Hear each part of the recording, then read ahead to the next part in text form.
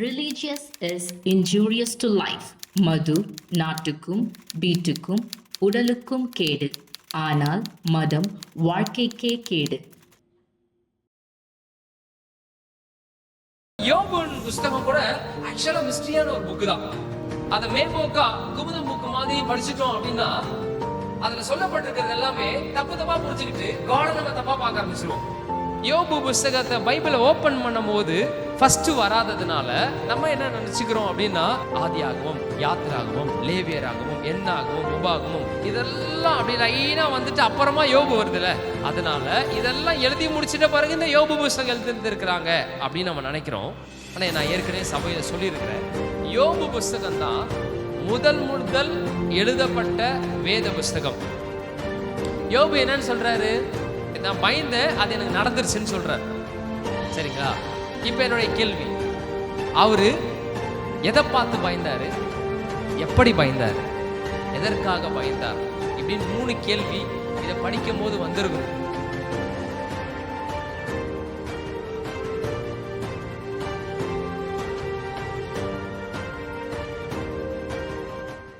யோபு 3வது அதிகாரம் 25, 26 இந்த வசனங்களை நம்ம வாசிக்கலாமா சேர்ந்து? Job chapter 3 verses 25 and 26. நான் பயந்த காரியம் எனக்கு நேரிட்டது, நான் அஞ்சினது எனக்கு வந்தது. போதும். கவனிங்க, few minutes தான் நம்ம கவனிக்க போறோம். என்னால கான்பிடென்ட்டா சொல்ல முடியும், இப்ப சொல்ற இந்த சத்தியத்தை சரியாக நீங்க விளங்கி கொண்டீங்கன்னா நிறைய பயத்திலிருந்து உங்களால வெளியே வர முடியும். ஆமென். ஹalleluya. கவனிங்க, இந்த யோபு புத்தகமே பாத்தீங்கன்னா ஃபியர் அப்படியே ஒரு மிஸ்டரி. அது நிறைய விஷயங்கள் சமாச்சாரங்கள் இருக்கு, அதை பத்தி கத்துக்கணுமோ. அதே போல யோபுன் புத்தகம் கூட ஆக்சுவலா மிஸ்டரியான ஒரு புக் தான். அத மேம்போக்கா குமுதம் புக் மாதிரி படிச்சுட்டோம் அப்படின்னா அதுல சொல்லப்பட்டிருக்கிறது எல்லாமே தப்பா புரிஞ்சுக்கிட்டு காட நம்ம தப்பா பார்க்க ஆரம்பிச்சிருவோம். எத்தனை பேர் இங்க இருக்கிறீங்க? ஓகே, எல்லாத்தையும் க்ளோஸ் பண்ணி வைங்க. அடுத்த few minutesக்கு நான் பேசுறத நீங்க கவனிங்களேன். ஓகே, இந்த யோபுனுடைய புத்தகத்துல என்ன மிஸ்டரி, ஃபர்ஸ்ட் ஆஃப் ஆல் ஒரு ரகசியம் அப்படின்னா, யோபு புத்தகத்தை பைபிளை ஓபன் பண்ணும்போது ஃபர்ஸ்ட் வராததுனால நம்ம என்ன நினைச்சுக்கிறோம் அப்படின்னா இந்த புக்கு ஆதியாகமம், யாத்திராகமம், லேவியராகமம், எண்ணாகமம், உபாகமம் இதெல்லாம் அப்படி லைனா வந்துட்டு அப்புறமா யோபு வருதுல, அதனால இதெல்லாம் எழுதி முடிச்சிட்ட பிறகு இந்த யோபு புத்தகம் எழுதிருக்கிறாங்க அப்படின்னு நம்ம நினைக்கிறோம். ஆனா நான் ஏற்கனவே சபையில சொல்லி இருக்கிறேன், யோபு புத்தகம் தான் முதல் எழுதப்பட்ட வேத புத்தகம். அப்படின்னா இவர் ஆதாமுக்கு முன்னாடி வாழ்ந்துட்டார் நான் சொல்லல, ஆனா மோசேக்கு முன்னாடி வாழ்ந்தவன் சொல்றேன். ஏன்னா மோசே மூலமா தான் ஆண்டவர் உலகத்தை உண்டாக்கின அந்த விஷயத்திலிருந்து நடந்த எல்லாத்தையும் ஆண்டவர் வெளிப்படுத்தி எழுத வைத்தார். ஆனா அதுல ஒரு சூப்பரான விஷயம் என்னன்னா, மோசே யோபுக்கு அப்புறம் பிறந்தவர். சோ டெக்னிக்கலி எப்படி நடந்திருக்குன்னா, ஆதியாகமோ, யாத்திராகமோ, லேவியராகமோ இந்த புக்கெல்லாம் வந்து எழுதுறதுக்கு முன்னாடியே யோபு இவருக்கு முன்னாடியே பிறந்ததுனால அவருடைய புக்கு தான் வந்து ஃபர்ஸ்ட் நம்ம பைபிளே இருக்கிற ஓல்டஸ்ட் புக் எதுனா யோபு தான். சோ இந்த மிஸ்டரியே தெரியாததுனால அந்த புக்கை நம்ம பார்க்கும்போது நம்மளுக்கு எல்லா புக்கையும் பார்க்குற மாதிரி பாத்துறோம். ஏன் அப்படின்னா இந்த யோபு காலத்துல பைபிளே இல்லை. ஹலோ, பைபிளே இல்ல. பட் அந்த யோபு பத்தி பைபிள் சொல்ற விஷயம் என்னன்னா, உத்தமனும். இன்னைக்கு பைபிள் இருக்கு, இந்த பைபிளை ப்ரீச் பண்றதுக்கு பாஸ்டர்ஸ் இருக்கிறாங்க, சர்ச்சஸ் இருக்கு, இதெல்லாம் இருந்தும் நம்மளால சில விஷயத்தை இன்னும் மேற்கொள்ள முடியாம இருக்கு. பட் பைபிள் இல்ல, சர்ச் இல்ல, ஒண்ணுமே இல்ல. பட் ஸ்டில் காடோடைய பார்வையில காட் என்ன சர்டிபிகேட் கொடுக்கிறார்னா, யோபுன்றவன் உத்தமனும் சன்மார்க்கனும் அப்படின்றதெல்லாம் கொடுக்கிறாரு.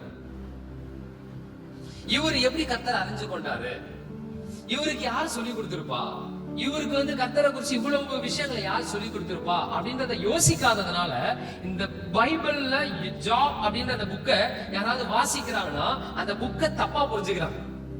ஹலோ, கேக்குறீங்களா? சோ இங்க பாருங்களேன், இங்க ஒரு வசனத்தை வாசிச்சோம் பைபிள்ல. இந்த யோபு புத்தகத்துல வாசித்த வசனத்தை வந்து இதுக்கு முன்னாடி எத்தனை பேர் கேள்விப்பட்டிருக்கீங்க? இந்த வசனத்தை படிச்சிருக்கீங்க? Good. என்ன சொல்றாரு அவரு? இது யார் சொல்ற ஸ்டேட்மெண்ட்? இது யார் இந்த ஸ்டேட்மெண்ட்டை சொல்றாரு? யார் சொல்றாரு? சத்தமா சொல்லுங்களேன். யோபு சொல்றாரு. ரைட்? யோபு என்ன சொல்றாரு?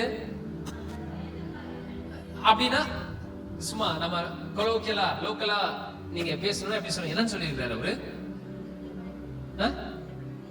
நான் ஒரு விஷயத்த நான் பயந்தேன், அது எனக்கு நடந்துருச்சுன்னு சொல்றாரு.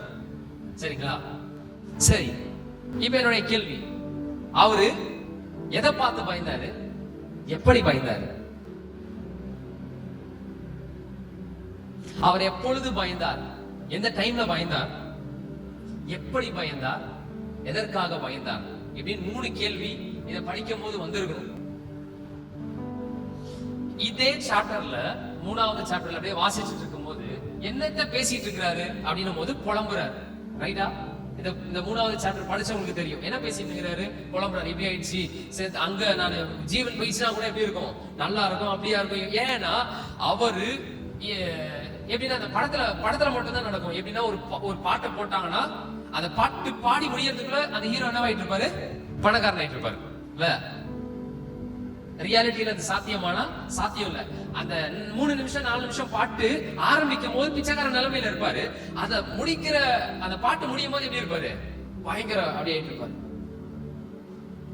அது அப்படியே ஆப்போசிட்டா இவருடைய லைஃப்ல நடந்திருக்கு. ஒரு பாட்டு போட்டாங்க, இந்த பாட்டு போட்டு முடிக்கிறதுக்குள்ள கோடீஸ்வரனா இருந்தவரு தெருக்கோடியில வந்து நின்னுட்டார். சினிமால நடந்தது அப்படியே ஸ்ட்ரெயிட் ஆப்போசிட்டா இவருடைய லைஃப்ல நடந்திருக்கு. இவரு வந்து பயங்கர செல்வந்தரா இருக்கிறார். சொல்லுங்க, எப்படி இருந்திருக்கிறாரு? அவருடைய லைஃப்ல ஒரு நன்மையும் குறைவு படல அப்படின்னு பைபிள் சொல்றதுல ஒரு நன்மையும் என்ன பண்ணாதுன்னு போட்டிருக்கு, குறைவு படாது அப்படின்ற ஒரு லைஃப் ஸ்டைல வாழ்ந்திருக்கிறாரு. எல்லாத்தையுமே ரிச்சஸ், வெறும் பினான்சியல் இல்ல, எது பார்த்தாலும் டாப் கிளாஸ்ல வாழ்ந்துட்டு இருந்திருக்கிறாரு. அப்படின்னு சொல்லுங்களேன். அப்படி போயிட்டு இருந்த ஒருத்தருக்கு ஒரு நைட்ல அப்படி ஸ்டார்ட் ஆகுது. நைட் முடியறதுக்குள்ளே என்ன ஆயிடுச்சு? எல்லாம் போயிடுது. மாட மாளிகை, பிள்ளைங்க, தோட்டம், வாட் எவர், அவருடைய எல்லா பிலாங்கிங்ஸும் என்ன ஆயிடுச்சு? டோட்டலா ஆயிடுச்சு, அழிஞ்சிடுச்சு. இவர்கிட்ட மிச்சம் இருக்கிறது இவருடைய ஜீவன் மட்டும்தான். ஈவன் அவருடைய சரீரமும் என்ன ஆயிட்டு இருக்குது? அப்படி எல்லாமே போயிடுச்சு. பாருங்களேன், எல்லாமே போயிடுச்சு. ஒரே நைட் பல ஆண்டுகளாக எல்லாம் அப்படி வந்து ஒரு ஸ்டாண்டர்ட்ல வந்தவருக்கு திடீர்னு ஓவர் த நைட்ல ஃபுல் லாஸ், எல்லாம் முடிஞ்சிருச்சு. பினான்சியல் லாஸ் மட்டுமா, பிள்ளைங்க இறந்துட்டானுங்க, எல்லாம் போயிடுச்சு. எல்லா வகையான சோர்ஸும் அவருக்கு போயிடுச்சு. இனிமே வாழ்றதுக்கு என்ன இருக்குதுன்னு கேட்டீங்கன்னா அவர்கிட்ட என்ன இல்ல, ஒண்ணுமே இல்ல. சோ அந்த நேரத்துல தான் இதை பேசிட்டு இருக்கிறாரு. இப்படி பேசிட்டே இருக்கும் போது ஒரு இடத்துல இவர் வந்து சொல்றாரு, நான் பயந்த காரியம் எனக்கு நேரிட்டது. நமக்கு அந்த படிக்கும் போது யோசனை வரமாட்டேங்குது. பாருங்க, இந்த ஆள் எப்ப பயந்தான்? எதை பார்த்து பயந்தான்? இந்த சம்பவம் எல்லாம் நடந்துச்சுல, திடீர்னு ஓடி வந்து சொல்றாங்க உங்க பிள்ளைங்க எல்லாம் இறந்து போயிட்டாங்க. அப்புறம் ஓடி வந்து சொல்றாங்க இதெல்லாம் உடஞ்சி கீழே விழுந்துச்சு. அப்புறம் வந்து சொல்றாங்க ஒட்டகத்துல இருக்கிற எல்லா டோட்டல் இதுவுமே ஆயிடுச்சு, அழிஞ்சிச்சு. ஆட்டு மந்தை ஆயிடுச்சு, அது போயிடுச்சு. மாட்டு மந்தை போயிடுச்சு. டக்கு பேக் டு பேக் வந்துட்டே இருக்கு. அதெல்லாம் நடந்து முடிஞ்சிட்ட பிறகுதான் அவர் தெருக்கோடியில வந்து உட்கார்ந்து இந்த விஷயத்தெல்லாம் புலம்பிக்கிட்டே இருக்கும் போதுதான் இப்படி ஒரு வார்த்தை அப்படி விட்டுறாரு, நான் பயந்த காரியம் எனக்கு. இப்ப என்னுடைய கேள்வி என்ன, அவர் எப்ப பயந்தாரு?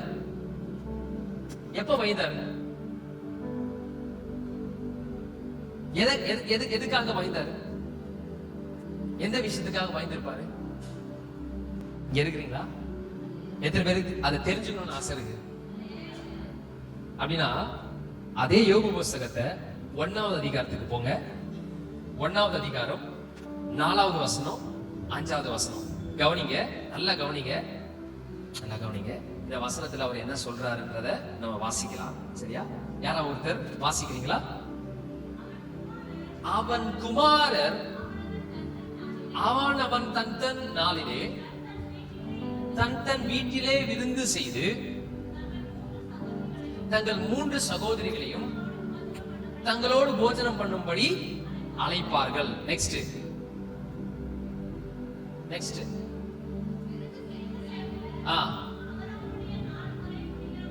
ஓகே. யோபு, ஒருவேளை என் குமாரன் பாவம் செய்து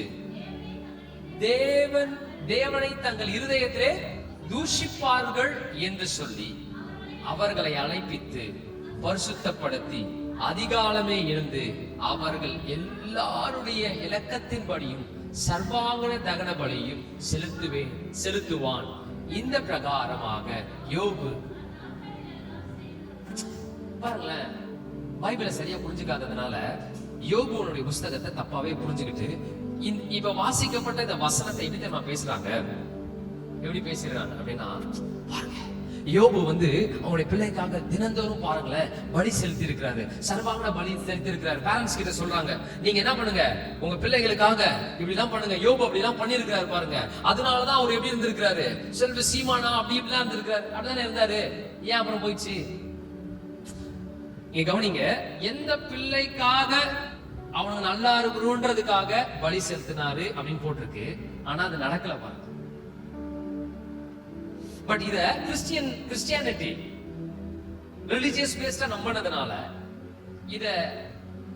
இதுல இருக்கிற விஷயத்தை மொட்டையா படிச்சிருக்காங்க, தப்பா புரிஞ்சது பாருங்க. இவரு பலி செலுத்துறாங்க, எல்லாரையும் உட்கார பரிசுத்தப்படுத்தி பலி எல்லாம் செலுத்தி எல்லாம் பண்றாரு. எதுக்கு பண்றாரு? அவங்க பசங்க நல்லா இருக்கணும், என் பிள்ளைங்களுடைய எதிர்காலம் நல்லா இருக்கணும், என் பிள்ளைங்களுடைய குடும்பம் நல்லா இருக்கணும், அவங்க வாழ்க்கை நல்லா வாழ்ந்து நீடித்து என்ன பண்ணும், அவங்க வாழணும் அப்படின்ற விஷயம் தானே அவருடைய ஹார்ட்ல இருக்குது. அதுக்காக தான் இது செஞ்சிருக்கிறாரு. யாருக்காக இந்த பலியை செய்தார்னு போட்டிருக்கு? யாருக்காக இந்த பலியை செய்தார்? குமாரருக்காக, குமாரத்திக்காக. ஆனா அந்த குமாரனும் குமாரத்தையும் தானே ஒரே நைட்ல ஒரே செகண்ட்ல செத்து போயிட்டாங்க. ஹலோ, குழப்பமா இருக்குல்ல? எனக்கும் அப்படிதான் குழப்பமா இருந்துச்சு. இவரு காட் கிட்ட போயிட்டு தங்களுடைய பிள்ளைகளுக்காக அவங்க லக்கத்தின்படி, ரொம்ப அழகா போட்டுக்கோ, அவங்களோட லக்கத்தின்படி, இவன் இத்தனை வயசு, இவன் எப்படி அப்படிலாம் ஒரு சில பேராமீட்டர்ஸ் எல்லாம் வச்சு ஒவ்வொருத்தருக்காகவும் அதிகாலமே எழுந்து ஒவ்வொருத்தருக்காகவும் அவரு சர்வாங்கன பலிகளை செலுத்தி இருக்கிற யோபுக்கு நேர்ந்தது என்ன? இந்த உத்தமனும் சன்மார்க்கனும் சொல்லப்படுகிற கடவுள்னாலேயே கடவுளே ஒருத்தரை பார்த்து சொல்றாரு, உத்தமனும் சன்மார்க்கனும் சொல்ற இவனுக்கு அவன் இப்படி செஞ்சிட்ட பிறகும் ஏன் இப்படி நடந்துச்சு அப்படின்னா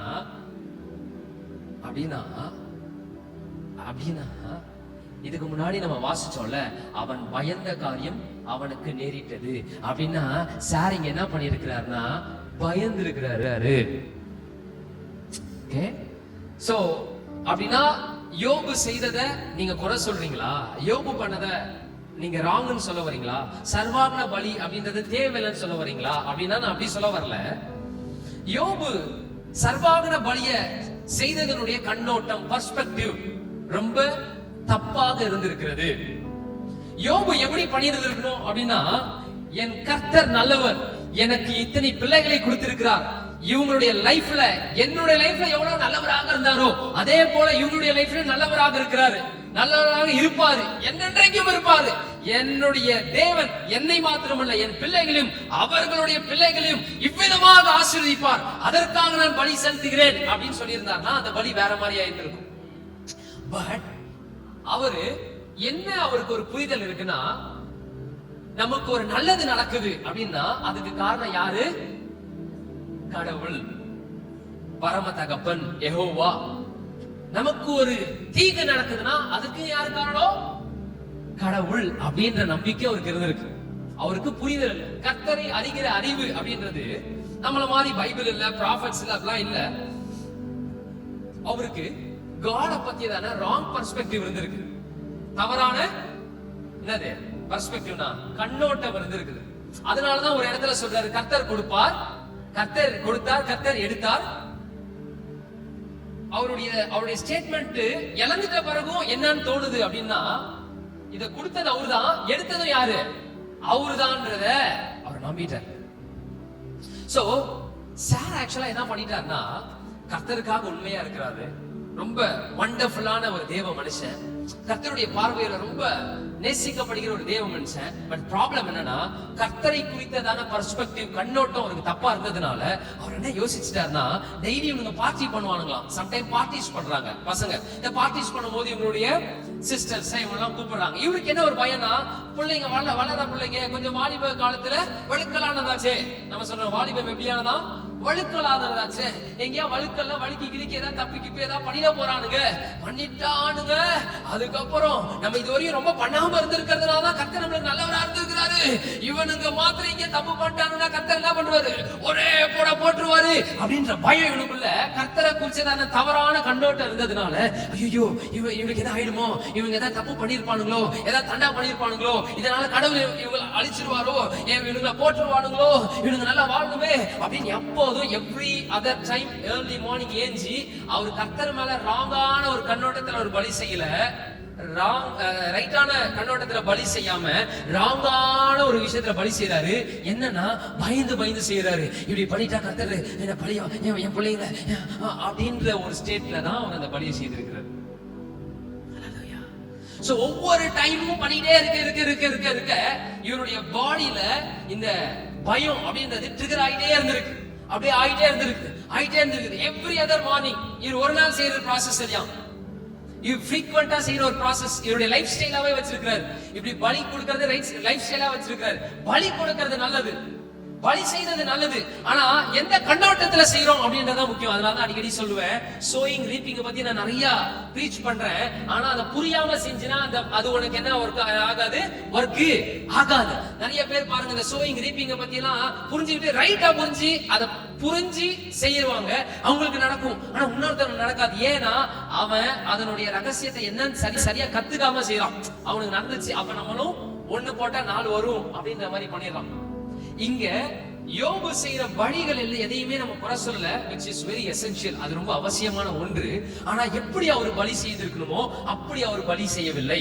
அவர் தைரியத்தோடும் நிச்சயத்தோடும் நன்றியோடும் கிராட்டிடியூடோட போயிட்டு செஞ்சிருக்கணும். கர்த்தாவே நீங்க கொடுத்த பிள்ளைகளுக்காக ஸ்தோத்திரம், இந்த பிள்ளைகள் எல்லாம் ரொம்ப ஆசீர்வாதமாக இருக்கிறாங்க, என்ன நீங்க நல்லா பாத்துக்கிட்டது போல என்ன நீங்க உண்டாக்கி இருக்கிறீங்க, இவங்களையும் நீங்க உண்டாக்கி இருக்கிறீங்க, என்ன நீங்க கைவிடாம இருக்கிறீங்களே அத மாதிரி இவங்களையும் நீங்க கைவிடாம இருப்பீங்க. என் பிள்ளைங்க ஒருபோதும் கைவிடப்படுவதில்லை, காரணர் என் மீட்பர் உயிரோடு இருக்கிறார். இப்படின்ற ஸ்டேட்மெண்ட்லாம் இவர் போயிட்டு ஆண்டவரே இதற்காக நான் நன்றியோட பலி செலுத்துறேன் கிராட்டிடியூடோட பண்ணியிருந்தாருன்னா அது அவருக்கு பயத்துக்கு இடம் கொடுத்திருக்காது.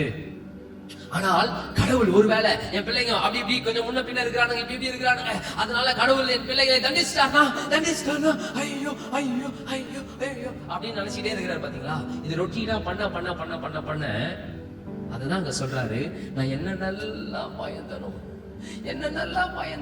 அதெல்லாம் என் லைஃப்ல நடந்துச்சு. ஹலோ, இங்க இருக்கிறீங்களா? யோபு உத்தமனும் சன்மார்க்கனும் தான், அது எந்த விதமான டவுட்டும் இல்ல. ஏன் அப்படின்றத கடவுள் என் பரம தகப்பனே சொல்லி இருக்கிறாரு. அதை மீறி ஒருத்தவன் அதை ராங் சொன்னா அதை நான் அக்செப்ட் பண்ணிக்க மாட்டேன், நான் அதை சொல்லவே இல்லை. யோபு என்பவர் உத்தமனும் சன்மார்க்கனும் காரணம் அப்படின்ற சர்டிபிகேட் காட் ஹிம்செல்ஃப் என் பரம தகப்பனே கொடுத்திருக்கிறார். அதுல எனக்கு எந்த மாற்று கருத்தும் இல்ல. ஆனால் யோபு கர்த்தரை பார்த்த விதத்துல கொஞ்சம் முன்ன பின்ன சில விஷயங்கள் என்ன இருக்குது, கோளாறு இருக்குது. பக்கத்துல பார்த்து சொல்லுங்க, கோளாறு இருக்கிறது. இந்த தேவனை இவர் ரொம்ப நேசிச்செல்லாம் பண்ணிருக்கிறாரு. பட் அவர் என்ன நினைச்சிட்டாருன்னா, காட் கிட்ட சுப்ரீம் பவர் இருக்கு, எல்லா விஷயத்தை காட்டிலும் காட் கிட்ட என்ன இருக்குது, ஒரு பயங்கரமான பவர் இருக்கு. அவர் நினைச்சாருன்னா ஒரு விஷயத்தை ஆக்கவும் முடியும், அழிக்கவும் முடியும். உண்மையான உண்மைதான். ஆனா காட் கிட்ட என்ன சுப்ரீம் பவர் இருந்தாலும் காட் என்ன பண்ண விரும்புறாருன்னா, ஆக்கம் செய்வதற்கு மாத்திரம் தான் விரும்புறாரு, அழிப்பதற்கு அவர் விரும்பவே இல்லை என்பதை யோபு அறிந்து கொள்ளவில்லை. யோபுக்கு என்ன பிரச்சனைனா, God, what a powerful God அப்படின்னு நினைச்சவரு. அப்ப அவன் பாரு, அவன் கீழே விழுந்தான் பாரு, அங்க அந்த அழிவாயிடுச்சு பாரு. காட் பாரு அவங்க பண்ணதுக்கு என்ன பண்ணிட்டாரு, பழி வாங்கிட்டாரு அப்படின்ற மாதிரியான கடவுளை குறிச்சதான ஒரு நரேஷன் எழுதி வச்சிருக்கிறார். அந்த நரேஷன் தான் அவருக்கு ஏறிட்ட இழப்புக்கு காரணமாக மாறிவிட்டது அப்படின்ட்டு அவரு சொல்றாரு.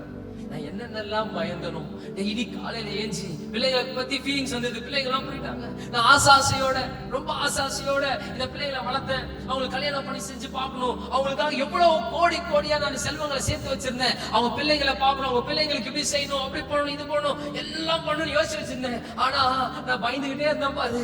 என்னைக்கா ஒரு நாள் என்ன எனக்கு ஏதோ ஒரு பட்சி சொல்லிட்டே இருந்துச்சு பாரு, உன் புள்ள சரியில்லை பாரு, கடவுள் போட்டுருவார் பாருன்னு நினைச்சு பயந்தேன். பாத்தியா, அது எனக்கு நேரிடுச்சு. எனக்கு என்ன ஆயிடுச்சு, அது அப்படியே நடந்துடுச்சு. பயந்த விஷயம் எனக்கு என்ன ஆயிடுச்சு? பயம், பயம், பயம். இன்னைக்கு நம்ம இதெல்லாம் யோபு புத்தகத்தை வாசிக்கும் போது காட பத்தி சரியா தெரியாம வாசிச்சிட்டோம்னு வச்சுக்கோங்களேன். இந்த பைபிள் அப்படின்றது அமேசிங்கான, வண்டர்ஃபுல்லான, பவர்ஃபுல்லான ஒரு புக்கு தான், இல்லைன்னு சொல்லவே இல்லை. ஆனா கடவுளை சரியாம புரிஞ்சுக்காம இந்த புக்கை வாசிங்கன்னா இந்த புக்கை நீங்க தப்பா தான் புரிஞ்சுப்பீங்க. அதனாலதான் நிறைய பேரு இந்த புக்ல இருந்து இருக்கிற ஒரு விஷயத்தை எடுத்து பிரசங்கிக்கிறாங்க. கர்த்தர் கொடுத்தார், கர்த்தர் எடுத்தார், கர்த்தருடைய நாமத்துக்கு ஸ்தோத்திரம் அப்படின்னு யோபு சொன்னது போல நாமளும் சில இழப்புகளை பார்க்கும்போது கர்த்தர் எடுத்தார், ஸ்தோத்திரம், யோபு சொன்னா பாரு எப்படி இருக்கிறான் பாரு, அவன மாதிரி இருடா அப்படின்னு சொல்லி கொடுக்குறாங்க. ஆனா அவர் அப்படி செய்தது தவறு என்பதை அவரே தன்னுடைய வாயினால லேட்டர் ஸ்டேட்மெண்ட் ஒத்துக்கொள்றாரு. சோ நம்ம என்ன பண்ணிடுறோம்னா சில நேரத்துல ஓகே இந்த இழப்பு ஓகே கர்த்தர் கொடுத்தார், கர்த்தர் எடுத்தார்னு போய்ப்போம், யோபு போல போய்ப்போம், யோபு போல போய்ப்போம். யோபு செய்தது தவறு என்பதை அவரே பின்பதாக ஒற்றுக்கொள்கிறார். ஹலோ, அதே புத்தகத்துல 42வது அதிகாரத்துல அப்படியே நம்ம வாசிக்கும் போது பாத்தீங்கன்னா ஒரு இடத்துல சொல்றாரு, நான் மனம் திரும்புகிறேன். என்ன மனம் திரும்புகிறார்னா அந்த 42வது வருஷத்தை வாசிக்கிறார். செமையா அப்படியே எடுத்துட்டு போய் முடிப்பாரு பாருங்க, பயங்கரமா இருக்கும். என்ன செய்வார்னா எல்லாத்தையும் பண்ணிட்டு கடைசியில கர்த்தரை பத்தி அவருக்கு சரியான இன்ஃபர்மேஷன் வந்துட்ட பிறகு அப்புறம் அவர் ரியலைஸ் பண்றாரு, சே நான் என்ன நினைச்சேன்னா இந்த அழிவெல்லாம் நடந்ததுக்கு காரணம் கடவுள் நினைச்சிட்டேன். அதனாலதான் நான் என்ன சொல்லிட்டேன், கடவுள் கொடுத்தாரா, கடவுள் எடுத்தாரான்னு சொல்லிட்டேன். ஆனா இப்பதான் எனக்கு புரியுது, கடவுள் கொடுக்கதான் செய்வாரு, எடுக்க செய்ய மாட்டாரு அப்படின்னு 42வது அதிகாரத்துல 5வது 6வது வசனம் வாசிக்கும் போது அந்த இடத்துல எழுதுறாரு பாருங்க. அவர் சொல்றாரு, நான் முன்னாடி சொன்னல கர்த்தர் கொடுத்தார், கர்த்தர் எடுத்தார், கர்த்தருடைய நாமத்திற்கு ஸ்தோத்திரம்னு சொன்னல, அந்த ஸ்டேட்மெண்ட் ராங்ன்றதை அவர் கன்ஃபஸ் பண்றாரு. ஹலோ, இங்க இருக்கீங்களா? இங்க இருக்கீங்களா? இந்த ஜட்ஜ்மெண்டல் தாட்டோட இந்த மெசேஜ் கேட்டாங்கன்னா அவங்களுக்கு ஒரு மாதிரி இச்சிக்கிட்டே இருக்கும். ரைட்டா, நாங்க அதே இது இப்படி தானே சொல்றாங்க. இதுதான் ட்ரூத், இதுதான் உண்மை. கர்த்தர் எப்பயும் நல்லவர் தான்டா, கர்த்தர் எப்பயும் நல்லவர் தான்பா. கர்த்தர் எப்பயும் வாழ்க்கை நல்லவரா மாத்தான் இருப்பாரு, நல்லதை மட்டும் தான் அவனுக்கு செய்வாரு. தீமையான ஒரு விஷயத்தையும் அவர் செய்ய மாட்டாரு. அது அவருடைய பிளட்லயே அந்த விஷயம் கிடையாது. எஸ், சில நேரங்கள்ல நம்ம வழிகள்ல ஓபன் பண்ணக்கூடாத டோர்ஸ் எல்லாம் ஓபன் பண்ணும்போது தீமை நடக்கிறது. அது ஓபன் பண்ணி கொடுத்தவன், நீ யாருக்கு ஓபன் பண்ணி கொடுத்தியோ அவன் வந்து செய்யற மேட்டர். சில நேரத்துல பிசாசுக்கு இடம் கொடுக்காம இருங்கன்னு போட்டிருக்கு, இடம் கொடுத்துறேன், இடம் கொடுத்ததுனால அவன் வந்து என்ன பண்றான், அழிவை உண்டாக்குறான். அவனுக்கு அழிக்க தெரியும், ஏன்னா அவனுக்கு அழிக்கிறதுக்கு மாத்திரம் தான் அவனுக்கு என்ன இருக்குது, சிந்தையில மனம் இருக்குது, வேற எதுக்கும் இல்ல. அவனுடைய சிந்தையில இருக்கிறதெல்லாம் அழிவு, அழிவு, நஷ்டம், இழப்பு, அழிவு, அழிவு, அழிவு, இது மட்டும்தான் அவனுடைய அஜெண்டாவா இருக்குது. ஆனா என்னுடைய தேவனுடைய இதயத்துல இருக்கிறதெல்லாம் ஆக்கம், உருவாக்கம், செழிப்பு, நன்மை, கிருபை, இரக்கம், தயவு, இது மாத்திரம் தான் கடவுள் கிட்ட இருக்குது. ஹல்லேலூயா. அதனாலதான் அவர் அப்புறம் லேட்டா ரியலைஸ் பண்றாரு. அதுக்கப்புறம் சொல்றாரு, என்ன சொல்றாரு, பர்மிஷன் வாங்கிட்டு வந்து இவன் போட்டுருக்கானா, நான் கூட அவர்தான் பண்ணிட்டாரோன்னு நினைச்சிட்டேன். கர்த்தர் நல்லவரா, கர்த்தர் நல்லவரா, கர்த்தர் நல்லவரோ நல்லவரா, இழந்த எல்லா இழப்புக்கு பின்னாடி அவர் இல்லவே இல்லடா அப்படின்னு 42வது அதிகாரத்துல ஒரு கன்க்ளூஷன் வந்து முடிக்கிறார். ஹல்லேலூயா. இவரு காட தப்பான கண்ணோட்டத்துல ஒரு புரிஞ்சுக்காரு. என்னன்னா காட் கிட்ட சுப்ரீம் பவர் இருக்கு, இவ்வளவு விஷயத்தை உருவாக்கி இருக்கிறாரு, அவரு அழிக்கவும் என்ன பண்ணுவாரு, செய்வார். யார் அவரை கேள்வி கேட்க முடியும், உருவாக்குனவர் அவர், அழிக்கவும் செய்ய முடியும் அப்படின்னு நினைச்சிட்டாரு. ஆனா காட் உருவாக்க மட்டும்தான் செய்வார், ஏன்னா அவர் நல்லவர், அவர் அன்பானவர்ன்றத ஆணித்தரமா புரிஞ்சிக்க முடியாததுனால அவர்கிட்ட இருக்கிற பவரை பயங்கரமா பார்த்திருக்கிறார். காடுடைய பவரை பயங்கரமா லிட்டரலா எக்ஸ்பீரியன்ஸ் பண்ணியிருக்கிறார் யோபு. அதனால இந்த பவர் இவ்வளவு நல்லதை செஞ்சிருக்குது, அப்ப கெட்டதையும் செய்ய முடியுமா, முடியும் அப்படின்ற ஒரு இடத்துல போய் நின்னுட்டதுனால யோபு என்ன பயந்துட்டாருன்னா, இந்த பிள்ளைங்களுக்காக பலி செய்கிறாரு, ஆனா பலி செய்யறதெல்லாம் நல்லது, ஆனா செய்யும் போது அவர் யோசிச்ச யோசனை தவறானது. அதிகாலமே எழுந்து கர்த்தரிடத்துல போய் நின்னது, பலி செய்தது, இதெல்லாம் சூப்பரான சூப்பரான சூப்பரான விஷயம். ஆனா அவர் செய்யும் போது அவருடைய சிந்தையில என்ன இருந்துச்சுன்றதுதான் அங்க பிரச்சனையா மாறிடுச்சு. அவருக்குள்ள ஒரு பயம் ஓட்டிச்சு பாருங்க, இவனுங்க எங்கேயாவது ஏதோ தப்பு பண்ணியிருந்தா கடவுள் இவங்களை ஏதாவது தண்டிச்சிட்டாருன்னா அதுக்காக கடவுள் கிட்ட இதை கொடுத்து கொஞ்சம் கடவுள் என்ன பண்ணலாம் ஸ்டாப் போட்டு ஆஃப் பண்ணிக்கலாம்ன்ற மாதிரி யோசிச்சார். கிவிங்ன்றது கடவுள் எனக்கு ஏதாவது அப்படின்றது இல்ல. கிவிங்ன்றது இது லவ்ல செய்யணும், நன்றியோட செய்யணும். God, I love you, I love you, I love you. ஒரு புருஷன் பொண்டாட்டிக்கும், ஒரு மனைவி கணவனுக்கும், கணவன் மனைவிக்கும் செய்யற ஒவ்வொரு விஷயமும் அன்பின் அடிப்படையில செய்யணும். ஐயோ இது என்ன விட்டு ஓடி போயிடுமா, ஐயோ இது என்ன விட்டு ஓடி போயிடுமா, அதுக்காகவே அடிக்கடி வேலண்டைன்ஸ் டே வந்து என்ன பண்ணலாம், ரோஸ் கொடுத்துக்கலாம், அப்புறம் சாக்லேட் போய் கொடுத்துக்கலாம், அப்புறம் ஏதாவது வேணும் செஞ்சுக்கலாம், அப்புறம் நான் இதெல்லாம் செய்யணும்னு வச்சுக்கோ, ஓடி போயிடுச்சுனா அப்படின்ட்டு நினைச்சே செஞ்சுக்கிட்டே இருந்தோம்னு வச்சுக்கோங்களேன். அது பேர் லவ் இல்ல, அது பேர் என்ன, ஃபியர். அவன் செய்யறதெல்லாம், மனைவிக்கு செய்யற எல்லா விஷயமும் எதுல இருந்து செய்யறாங்க, பயத்துல செய்யறாங்க. யோபுவும் செஞ்ச பலி எல்லாம் அன்புல செய்யல, நன்றி இருதயத்தோட செய்யல, பயத்துல செய்திருக்கிறார். அந்த ஸ்டேட்மெண்ட் தான் சார் அப்புறமா சொல்றாரு, என்ன நல்லா பயந்தனும். ஒரு நாள் இல்ல, அடிக்கடி பிள்ளைங்களை குறிச்சு யோசிக்கும் போது இவன் இங்க ஏதாவது பண்ணிட்டு இருப்பானா, அங்க ஏதாவது பண்ணிருப்பானு தெரியல, இன்னும் கொஞ்சம் பலி செய்யலாம், ஆண்டுக்கு இன்னும் கொஞ்சம் லஞ்சத்தை கொடுக்கலாம், இன்னும் கொஞ்சம் கூலிய கொடுக்கலாம், ஏதாவது கொடுக்கலாம் கொடுத்து என்ன பண்ணலாம், ஆஃப் பண்ணி வைக்கலாம் அப்படின்னு யோசிக்கிறாரு பாருங்க.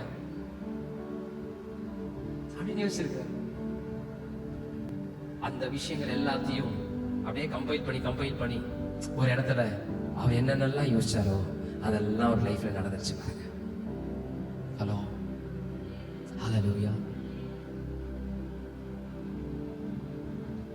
ஆனா இதே யோபு இந்த 42வது அதிகாரத்துக்கு அப்புறம் மறுபடியும் அவருக்கு ஒரு வாழ்க்கை உண்டாச்சு பாருங்க. அங்க எங்கேயாவது இந்த ஸ்டேட்மெண்ட் இந்த மாதிரி சொல்லியிருப்பாருன்னா சொல்லவே இல்லை. காரணம், கர்த்தரை சரியா புரிஞ்சுக்கிட்டாரு. ஆனா அதுக்கப்புறம் ஒரு ஆஃபரிங், இந்த என்ன ஆஃபரிங், என்ன பலின்னு போட்டிருக்கு, சர்வாங்க தகன பலி செய்யாமல செய்யறாரு. ஆனா முன்னாடி செஞ்ச மாதிரி செய்யல, இப்ப நன்றி இருதயத்தோட செய்ய ஆரம்பிக்கிறார்.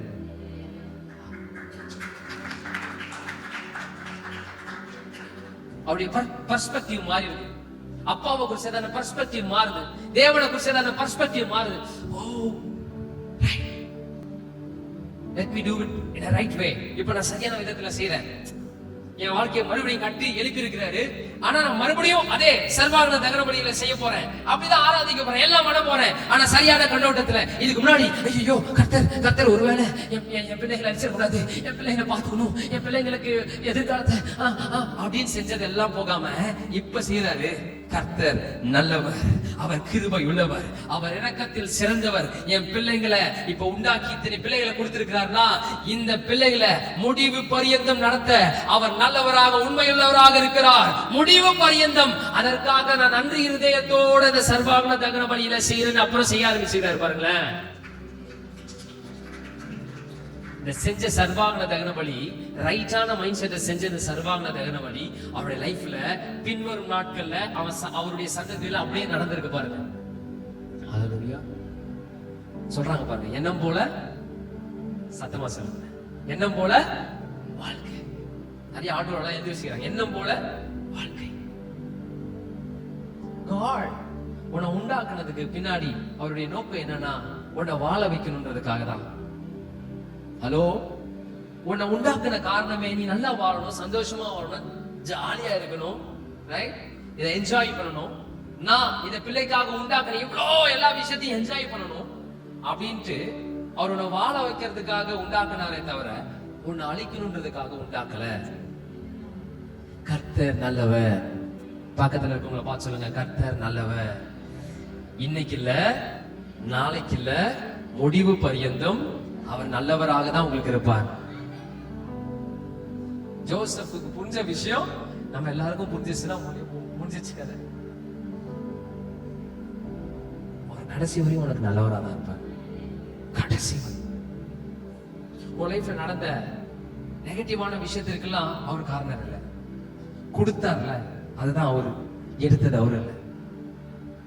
கொடுத்தவருக்காக ஸ்தோத்திரம் பண்ணு. அவர் எடுத்துட்டார் நம்பி ஸ்தோத்திரம் பண்ணிடாத. எடுத்ததுக்காக ஸ்தோத்திரம் பண்ணாத. ஏன்னா எடுத்தது அவரு இல்ல. அவர் பண்ணாத விஷயத்துக்காக அவர்கிட்ட போய் நன்றி சொல்லாத. யோபு அவர் பண்ணதுக்காகவும் நன்றி சொல்றாரு, அவர் பண்ணாததுக்காகவும் நன்றி சொல்றாரு. அங்கதான் காட் ஒண்ணுமே புரியல. கர்த்தர் கொடுத்தார், ஸ்தோத்திரம், ஓகே. குட், தேங்க்யூ தேங்க்யூ அப்படின்னு சொல்ல வர. சூப்பரா. அதுக்கு அடுத்தது எடுத்தார், அதற்கும் ஸ்தோத்திரம். நான் பண்ணலடா, நோ இட்ஸ் நாட் மீ. அது என் நேச்சர் இல்ல. கடவுளுடைய நேச்சரையே சித்தரிக்கிறாரு பாருங்க, அங்க மாறிடுச்சு பாருங்க. எடுத்தார் அப்படின்றோட கர்த்தரையே வந்து எப்படி பண்ணிட்டாங்க, வேற மாதிரி மாத்திட்டாரு. 50% நல்லவர், 50% கெட்டவர்ன்ற மாதிரி ஒரு ஸ்டேட்மெண்ட் வருது பாருங்க. கர்த்தர் கொடுத்தா 50% நல்லதா இருக்கு, கர்த்தர் எடுத்தா 50% கெட்டதா இருக்கு. உங்க வாழ்க்கையில எதெல்லாம் எடுக்கப்பட்டுச்சோ, நான் இங்க நின்று கர்த்தருடைய ஊழியக்காரன் நான் சொல்றேன், இதுதான் சத்தியம். அந்த எடுக்கப்பட்ட ஒவ்வொரு விஷயத்திற்கும், நீங்க இழந்த ஒவ்வொரு விஷயத்திற்கும் கர்த்தர் ஆகிய உங்களுடைய பரம தகப்பன் காரணர் அல்லவே அல்ல. நீங்கள் பெற்றுக்கொண்ட நன்மையும் இனிமே பெறப்போகிற நன்மைக்கும் மாத்திரம்தான் ஒரு காரணராக இருக்கிறார். அவர் நல்லவர் நல்லவர் நல்லவர். ஹல்லேலூயா. பாருங்களேன், ஒரு பயம் எவ்வளவு பெரிய மேட்டர் பண்ணிருக்குது. இவரு காடிகிட்ட தான் போய் பண்ணிருக்கிறாருன்னு அவரு நினைச்சிட்டு இருக்காரு. காடிகிட்ட தான் பண்ற, ரைட்டு.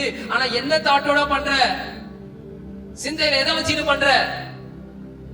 ஹலோ, இருக்கிறீங்களா?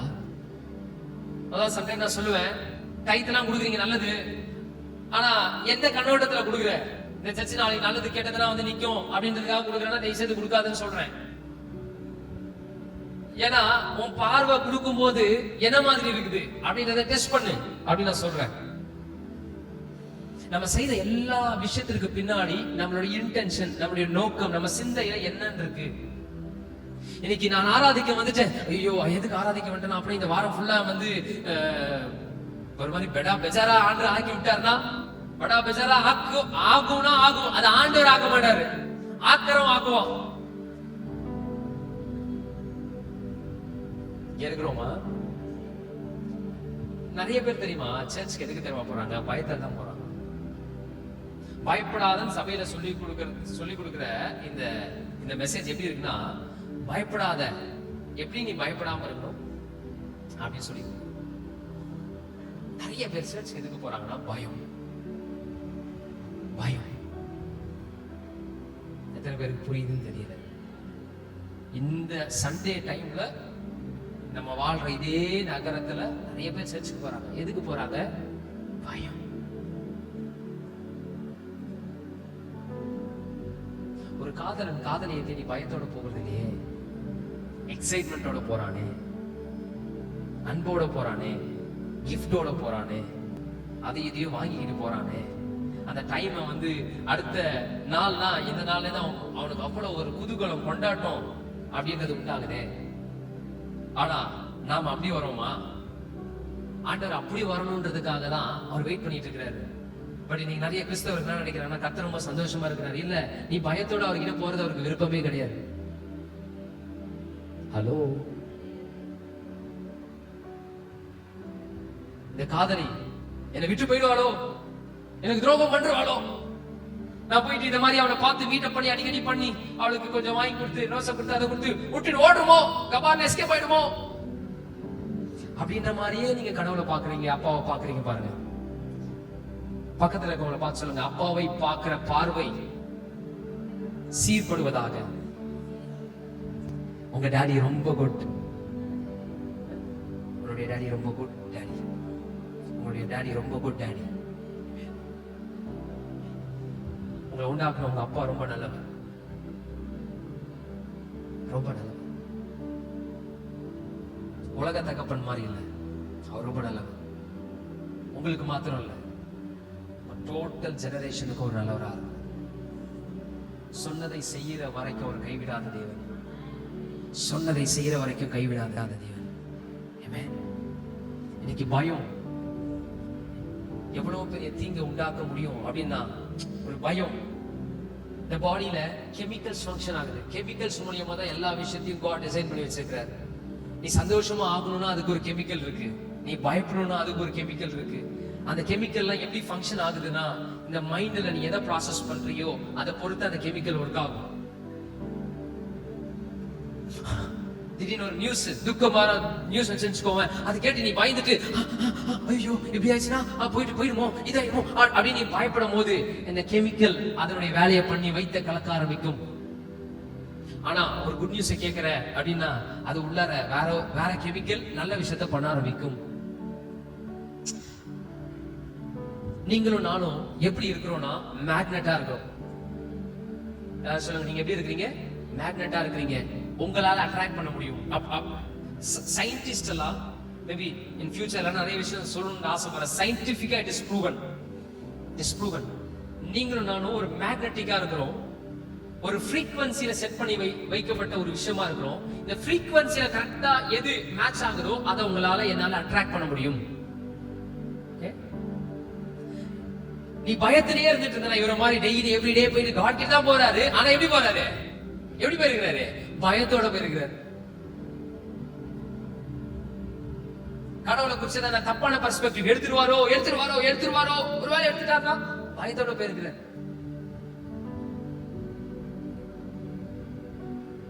நீ பயத்தோட எத்தனை வாட்டி கடவுள்கிட்ட நீ போனாலும் நன்மையை உன்னால அட்ராக்ட் பண்ண முடியாது. நீயும் நானும் மேக்னெட்டிக் பாத்தீங்கன்னா ஒரு பவர் இருக்கு. பக்கத்துல இருக்கிற அந்த அயன் பார்ட்டிகல்ஸ அட்ராக்ட் பண்றதுக்கான ஒரு பவர் இருக்கு பாருங்க. அதோட 1000 மடங்கு பவர் உனக்கும் எனக்கும் கர்த்தர் கொடுத்து வச்சிருக்காரு. இது எப்படி செயல்படும்னா, இவர் பாத்தீங்களா, இவர் ஒரு விஷயத்தை அட்ராக்ட் பண்ணிட்டே இருக்கிறாரு பயத்து மூலியமா. இந்த பயம் தீமையை விளைவிக்கக்கூடிய விஷயமாக தீமையை அட்ராக்ட் பண்ணிக்கிறது. இருக்கிறீங்களா? வாழ்க்கையில தீமைய நீதான் அட்ராக்ட் பண்ணிட்டு இருக்கிய தவிர உன்னுடைய பெர்மிஷன் இல்லாம அவனால வந்து குடிக்கவே முடியாது. ஹலோ பாத்தியா என் புள்ள உள்ள அங்க பாத்தியா பூமியில எங்க இருந்து வர? யோபி கிட்ட இருந்து வர.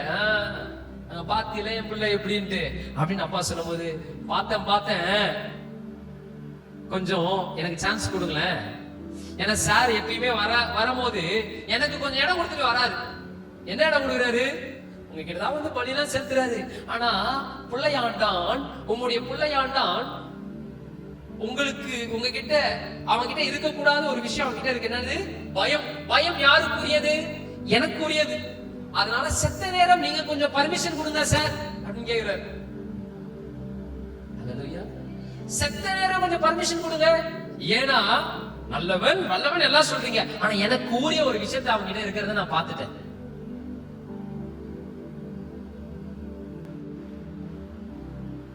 அட்ராக்ட் பண்ண முடியும். ஆண்டவருக்கு நன்றி சொல்றது ஒரு சில விஷயத்தை அட்ராக்ட் பண்ண முடியும். ஆண்டவரை வர்ஷிப் பண்ணும்போது ஒரு சில விஷயம் அட்ராக்ட் ஆகுது. அதே போல நீங்க ஃபியர், இந்த பயத்திற்கு இடம் கொடுக்கும் போது தீமைகளை அட்ராக்ட் பண்ண முடியும். நீங்க எல்லாருமே கண்டிப்பா பவர்ஃபுல்லானவங்க தான். ஏதோ ஒரு விஷயத்தை அட்ராக்ட் பண்ணிட்டு இருக்கீங்க தான். 100% நம்ம எல்லாருமே அட்ராக்ட் பண்ணிட்டு தான் இருக்கோம். அட்ராக்ட் பண்ணாம இல்லவே இல்லை. அதை எதை அட்ராக்ட் பண்றோம்ன்றதான் இங்க கேள்வியா இருக்கு. கேக்குறீங்களா? பயம் எவ்வளவு பெரிய ஆளா இருந்தாலும், உத்தமனும் சன்மார்க்கனும் சொல்லி கடவுள் கிட்டயே சர்டிபிகேட் வாங்கி இருந்தாலும், பயம் உத்தமனையும் சன்மார்க்கனையும் அழிக்க முடியும்னா அதற்கு நாம ஏன் இடம் கொடுக்கணும்?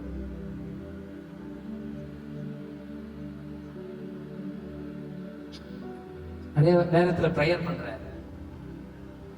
எப்படி பிரேயர் பண்ற? பயத்துல. ஏன் பயம்?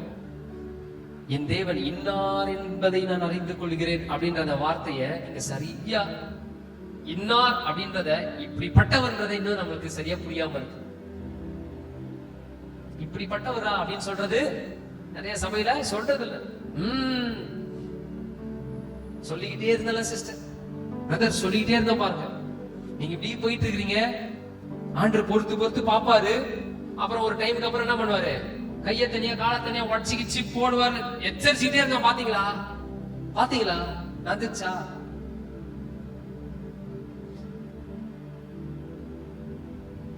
பொல்லாதவனுக்கு இடம் கொடுத்ததுனால, பொல்லாதவன் இதை செய்திருக்கிறான்னு சொல்றதுக்கு வாய் வரல. பொல்லாத விஷயத்தை நீ செய்ததுனால பொல்லாதவன் செய்திருக்கிறான். பொல்லாத விஷயத்தை செய்ததுனால நல்லவர் உனக்கு இதை செய்யல. ஹலோ, இங்க இருக்கிறீங்களா? பொல்லாத விஷயத்திற்கு இடம் கொடுத்ததுனால ஆண்டவருடைய தண்டிச்சிட்டார் கிடையாது. பொல்லாதவனுக்கு இடம் கொடுத்திருக்கிற அவன் வேலையை செஞ்சிருக்கிறான். கர்த்தர் எப்பயும் நல்லவர் தான். ஆண்டவரே, எனக்கு கொடுத்த பிள்ளைகளுக்காக ஸ்தோத்திரம் ஆண்டவரே. அவங்கள நீங்க வாழ வைக்கிறதுக்கு தான் அவங்கள உண்டாக்கி இருக்கிறீங்க. என்ன இவ்வளவு செல்வ சீமானா இவ்வளவு வச்சிருக்கீங்களே, இதோட என் பிள்ளைங்க, நான் 10 அடி பாய்ஞ்ச என் பிள்ளைங்க 16 அடி உங்க நன்மையை ருசி பார்க்கறதுல, உங்க நன்மையை ருசி பார்க்கறதுல என்னோட 16 அடி உங்க பாய்வாங்க ஆண்டவரே.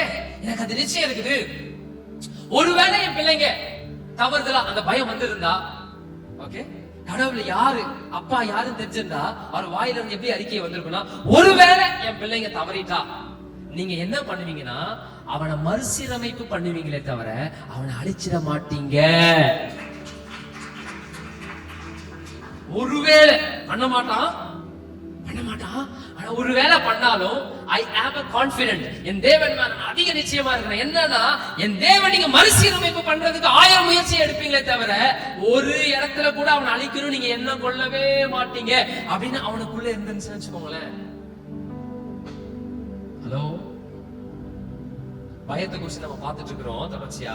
நீங்க பாருங்க, பயம் உத்தமனும் சன்மார்க்கனும் என்று சொல்லுகிற உன்னுடைய வாழ்க்கையில யாரு? கடவுள், நம்முடைய பரம தகப்பனாகிய யெகோவாவே சர்டிபிகேட் கொடுத்த ஒருத்தருடைய வாழ்க்கையில இப்படி பண்ண முடியும் என்றால் பக்கத்துல இருக்கிறவங்களை பார்த்து சொல்லாம பயப்படாதீங்க.